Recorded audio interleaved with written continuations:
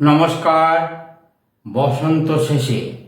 বসন্ত শেষে গ্রীষ্ম এসে বলে, তোরা শীত এলেই আমায় বড্ড ভালোবাসিস। অন্য ঋতুগুলিতেও তোরা কম বেশি আমায় ভালোবাসিস।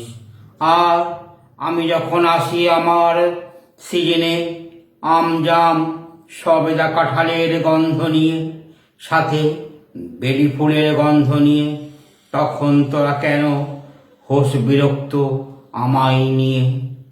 সারা বছরের মতো নোংরা জল, জমানো জল সব শুষে নিই আমি।